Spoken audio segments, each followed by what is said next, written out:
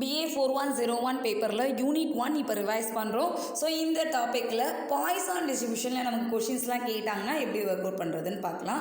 First of all Poisson distribution என்னன்னு பார்த்தீங்கன்னா random variable X is set to be Poisson distribution. That's means இதுவும் non negative value, அதோட continuity தான். Binomial நீங்கள் NCX P power X Q power N minus X அந்த formula பேஸ்டாக work out பண்ண மாதிரியே இப்போ பாய்சானில் ஒரு ப்ராப்ளம் கேட்குறாங்க அப்படின்னா இதோட ப்ராபபிலிட்டி மாஸ் ஃபங்க்ஷன், இதில் ஒரே ஒரு டேட்டா தான் இருக்கும், மீன் வேல்யூ.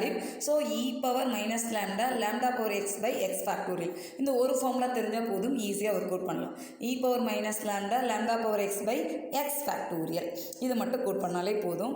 அடுத்த 2 மார்க் கொஷின்ஸ்லாம் இருக்குது. அடுத்ததாக பார்த்தீங்கன்னா நம்ம டீட்டெயிலாக மெயினாக தெரிஞ்சுக்க வேண்டியது அப்ளிகேஷன் ப்ராப்ளம்ஸ். இந்த ப்ராப்ளம் கேட்கலாம்.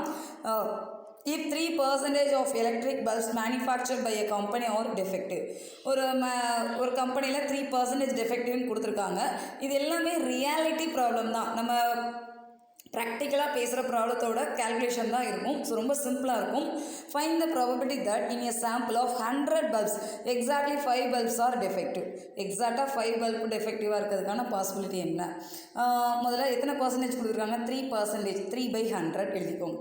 இது வந்து இ பவரில் உங்களுக்கு ப்ராக்கெட்டில் கொடுத்தாங்கன்னா நம்ம பாய்சான் டிஸ்ட்ரிபியூஷனில் ஒர்க் அவுட் பண்ண போகிறோன்னு அர்த்தம்.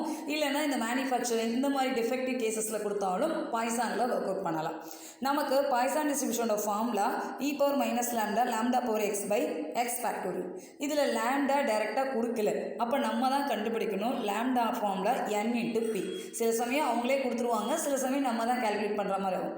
n என்னது 100 கொடுத்துருக்காங்க, 100 இன்ட்டு பி. பின்னா எவ்வளோ பாசிபிலிட்டி அங்கே டெஃபெக்டிவாக இருக்கோ அதை கால்குலேட் பண்ணிக்கணும். That is 3/100. கேன்சல் பண்ணிங்கன்னா நம்மளுடைய ஆன்சர் 3 NP.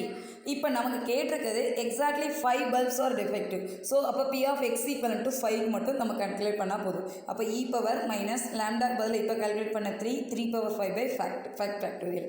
இதை கால்குலேட்டரில் நிதானமாக ஒர்க் அவுட் பண்ணாலே நமக்கு ஆன்சர் கிடைச்சோம். அவ்வளோதான் ப்ராப்ளம். ஸோ இந்த மாதிரி நிறைய ப்ராப்ளம்ஸ் நம்ம அப்ளிகேஷன் ப்ராப்ளமாக தான் ஒர்க் அவுட் பண்ணுற மாதிரி இருக்கும்.